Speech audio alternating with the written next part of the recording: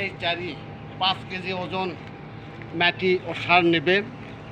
এই চারি হলো মাপকাঠি। এটাতে 15 থেকে 17 কেজি মাটি এবং সার আছে। প্রত্যেকটা বস্তায় ইনশাল্লাহ আদা চাষ করব। এটা আধুনিক পদ্ধতিতে কৃষি সম্প্রসারণ অধিদপ্তরের আওতাধীন এই আদা চাষ প্রকল্প।